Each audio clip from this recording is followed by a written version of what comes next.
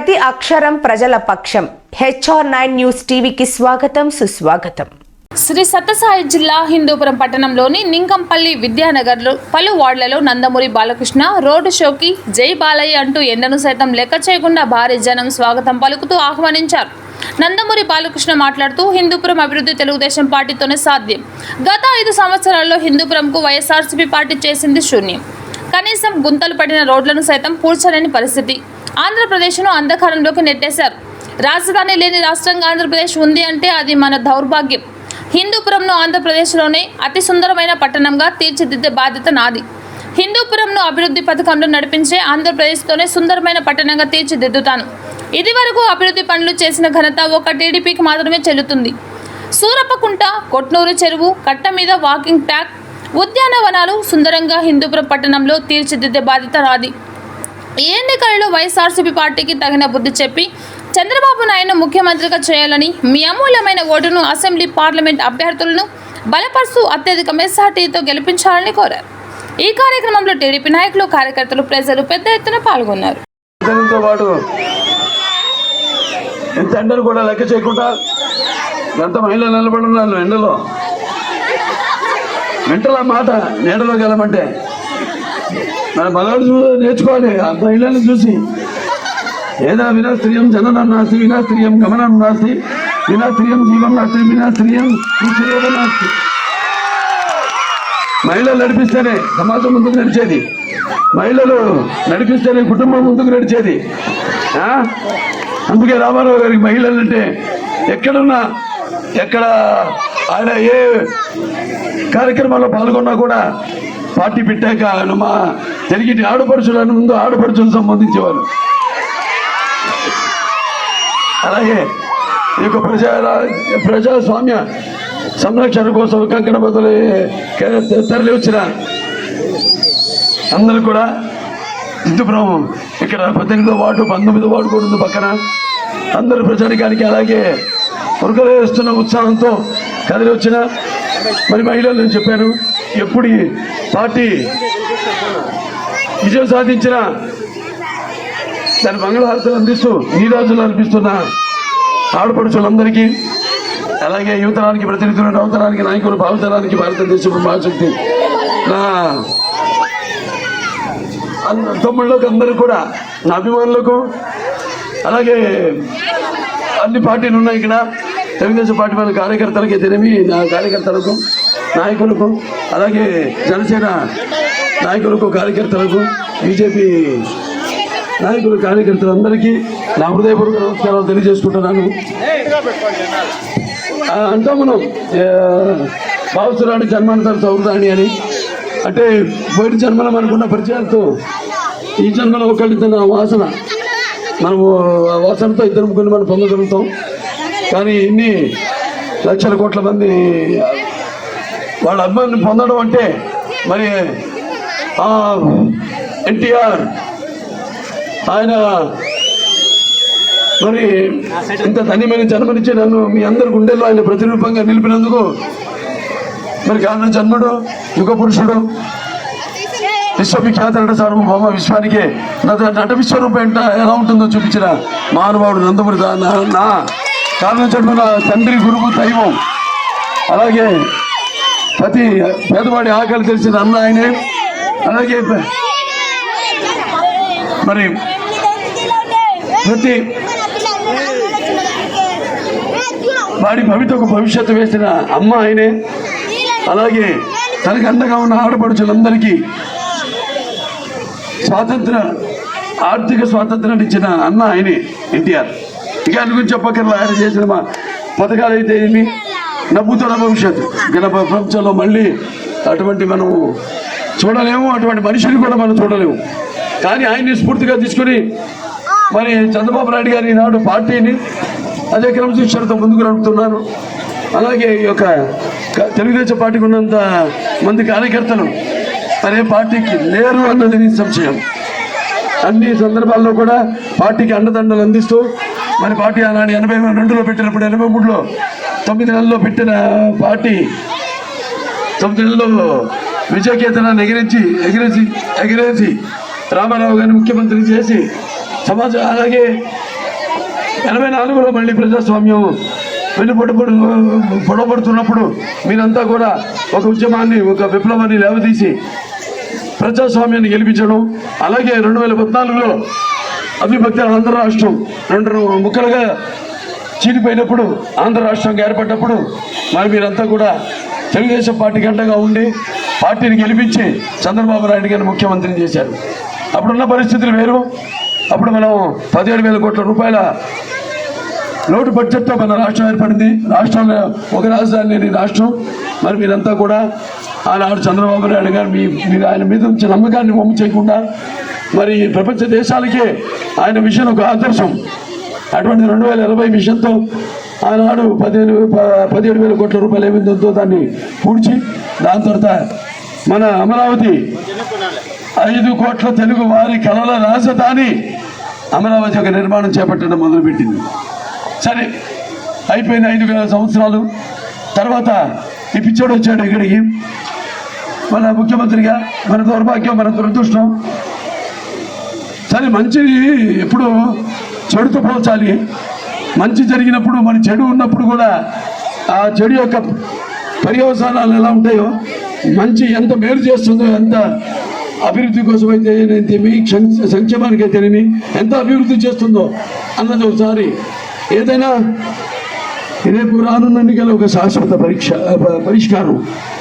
చాలా సహించాము 5 ఏళ్ళు.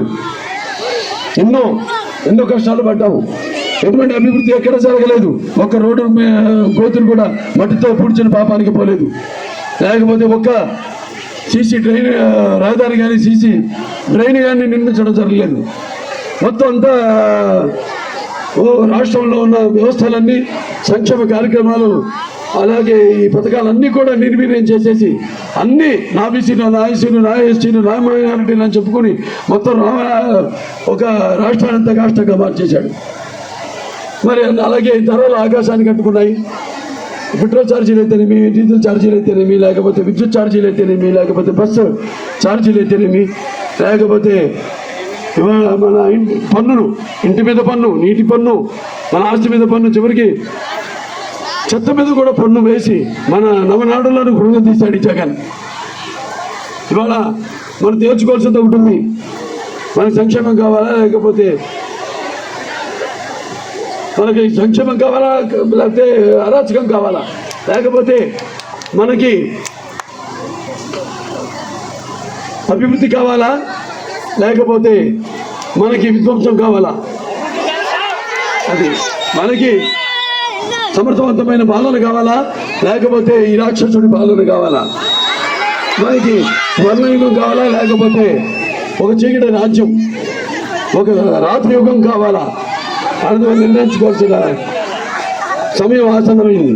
అందుకు ఇక్కడ బోల్డ్ అని మనం అభివృద్ధి కార్యక్రమాలు చేపట్టాము. ఇక్కడ హిందూపురం ప్రజలకు దారి తీర్చడానికి మన నాడు 194 కోట్లు పెట్టి మన హిందూపురానికి ఒక ప్రత్యేకమైన పైప్ లైన్ వేసి ఈ కొలపల్లి రిజర్వాయర్ ద్వారా మనం బ్రాంచ్ కెనాల్ ద్వారా మనం నీళ్లు అందించడం జరిగింది. ఆనాడు చంద్రబాబు నాయుడు గారు చొరవ తీసుకుని అడగగానే వెంటనే ఆయన నిజంగా చెప్పాలంటే కుప్పం కంటే కూడా ఎక్కువ నియోజకవర్గానికి ఎక్కువ నిధులు సమకూర్చారు ఆయన. అలాగే అన్ని విషయాల్లో, అలాగే నియోజకవర్గంలో చెరువులను అభివృద్ధి చేయడానికి ఆనాడు 30 కోట్లతో మనం చెరువులను అభివృద్ధి చేయడం జరిగింది. అలాగే హిందూపురం పట్టణంలో మనందరూ శాంతి భద్రత నెలకొల్పడానికి 2 పట్టాల పోలీస్ స్టేషన్కి వచ్చే భూమిని మనం ఇచ్చి అక్కడ 50 లక్షలతో భవనాన్ని నిర్మించడం జరిగింది. అలాగే దళితులు ఉన్నారు, ఎస్సీలు, వాళ్ళ కొరకు మేరకు మనం 1 కోటి రూపాయలతో ఈ యొక్క అంబేద్కర్ భవనాన్ని నిర్మించడం జరిగింది. అలాగే ప్రతి గ్రామంలో కూడా సీసీ రహదారులు, సీసీ డ్రైనేజ్లు అయితేనేమి వాటి కోసం సుమారు 30 కోట్లు వెచ్చించి మనం వాటిలన్నించి నిర్మించడం జరిగింది. అలాగే ప్రభుత్వ ఆసుపత్రి మన కార్పొరేట్ హాస్పిటల్కి ధీటుగా తీసుకెళ్ళాం. అంటే మాతా శిశు సంరక్షణ కోసం అవసరమైన భవన నిర్మాణం కోసం 20 కోట్ల రూపాయలతో ఆ భవనాన్ని నిర్మించడం జరిగింది. అలాగే మొత్తం నియోజకవర్గం అంతా 10 కోట్ల రూపాయలతో మన ఓవర్ హెడ్ ట్యాంక్స్ నిర్మించడం జరిగింది. అలాగే హిందూపురం ప్రాంతం పాడి పరిశ్రమ అభివృద్ధి చేయడానికి, అలాగే శిక్షణ కార్యక్రమాలు చేపట్టడానికి మనం ఆసుపత్రి అవసరాల కోసం 4 కోట్ల రూపాయలతో భవనాన్ని నిర్మించడం జరిగింది. అలాగే పంచాయతీరాజ్ మరియు R&B డిపార్ట్మెంట్స్ ద్వారా గ్రామాలకు బీటీ రోడ్ల కోసం సుమారుగా 80 కోట్ల రూపాయలు మనం వెచ్చించడం జరిగింది. హిందూపురం మున్సిపాలిటీలో సుమారుగా 200 కోట్లతో మనం ఎన్నో అభివృద్ధి కార్యక్రమాలు చేపట్టాం. ఆనాడు చంద్రబాబు నాయుడు గారు స్పెషల్ డెవలప్ ఫండ్స్ కూడా మనకు కేటాయించడం జరిగింది. పనులు మొదలు పెట్టాం. మిగిలిపోయిన ఏవైతే ఈ యొక్క సీసీ రహదారులు ఉన్నాయి, ట్రైన్లు ఉన్నాయి, అవన్నీ పూర్తి చేయడానికి. తర్వాత ప్రభుత్వం మారింది. ఈ పిచ్చోడు వచ్చాడు, మొత్తం రివర్స్ టెండరింగ్ అంటూ మొత్తం ఉన్న పనులన్నీ నిలిపేశాడు. అలాగే అందరినీ చెప్పాను. అలాగే కొడుకుంట చెక్ పోస్ట్ ఇచ్చి ఈ మడకశిర ఏదైతే హైవే ఉందో ఇప్పుడు మీరు చూస్తున్నారు, రవాణా సౌకర్యం ఇక్కడే కాదు ప్రతి ఊళ్ళో కూడా ఒక లింక్ రోడ్ అయితేనేమి, సీసీ రోడ్ అయితేనేమి, బీటీ రోడ్లు అయితేనేమి, ఇవన్నీ కూడా తెలుగుదేశం అధికారులు ఉన్నప్పుడు నిర్మించడం జరిగింది. అలాగే మన ఎస్సీలు, బీసీలు, ఎస్టీలు, మైనారిటీలు వాళ్ళందరూ కూడా ఈ యొక్క ఫైనాన్స్ ఏదైతే కార్పొరేషన్స్ ఉన్నాయో వాటి ద్వారా రుణాలు ఆర్థికంగా వాళ్ళు ఆదుకోవడానికి మంజూరు చేయడం జరిగింది. అంటే రాష్ట్రంలో ఎక్కడ లేని విధంగా ఈ యొక్క వృద్ధులకైతేనేమి, వితంతువులకైతేనేమి, లేకపోతే చేనేత కార్మికులకైతేనేమి అత్యధికమైన మనం రుణాలు ఇవ్వడం జరిగింది. పెన్షన్లు మంజూరు చేయడం జరిగింది. అనుకున్నాక ఉన్న వాటికంటే కూడా ఎక్కువ తిరిగి వెళ్ళిపోయింది. ఇప్పుడు కూడా అంత అభివృద్ధి చేశాం. అలాగే ప్రభుత్వ పాఠశాలను పటిష్ట చేయడం కోసం మరి ఒక 20 కోట్లు ఖర్చు పెట్టి ఈ యొక్క తరగతి గదులను నిర్మించడం జరిగింది మెరుగైన విద్యను అందించడానికి. అలాగే మన కరోనా సమయంలో మరి ఎలా అందరినీ ఆదుకున్నాం మీ అందరికీ తెలుసు. ఒక్కడు బయటికి రాలా వైకాపా వాళ్ళు. అటువంటిది మహిళలకు సైతం, కార్యకర్తలకు సైతం, నాయకులకు సైతం నా సొంత నిధులు 25 లక్షలు పెట్టిన వెంటిలేటర్లు ఇవ్వడం జరిగింది.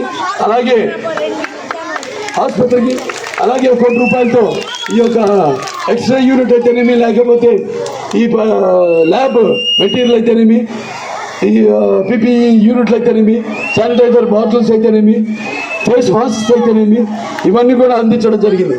అలాగే మన కార్యకర్తల నాయకులంతా కూడా 1 కోటి రూపాయలు, 2 కోట్ల రూపాయలతో వాళ్ళందరూ మౌలిక సదుపాయాలన్నీ మీ ఇంటికి వచ్చి వాటిని అందించడం జరిగింది. మీకు సంస్థ ద్వారా 25 లక్షల రూపాయల CSR ఫండ్లతో మరి అందించి చాలా స్కూళ్ళకి కంప్యూటర్లు, ప్రింటర్లు, అలాగే మన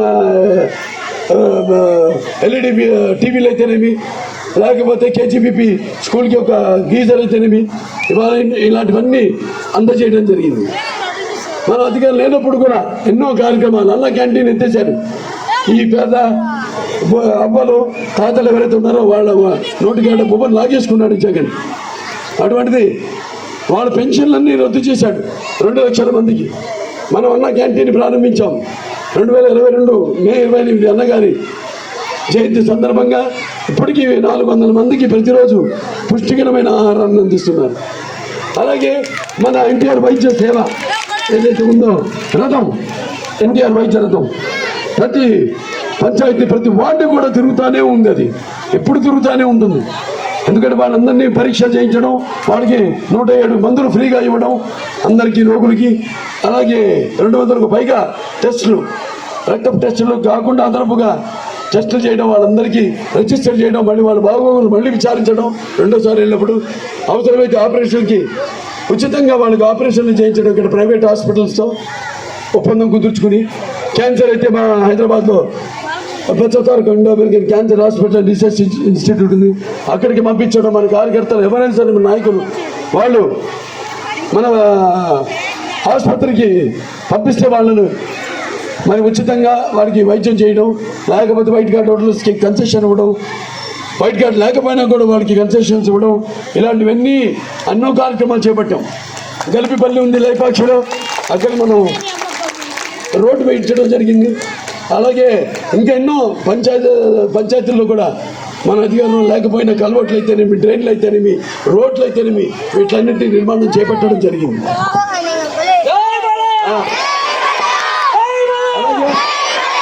అలాగే ఇంకా అన్ని చెరువులు నింపాం మనం. ఇంకా కొన్ని పనులు ఉన్నాయి చేయవలసినవి. కొట్టూరు అలాగే ఇక చెరువులు ఉన్నాయి.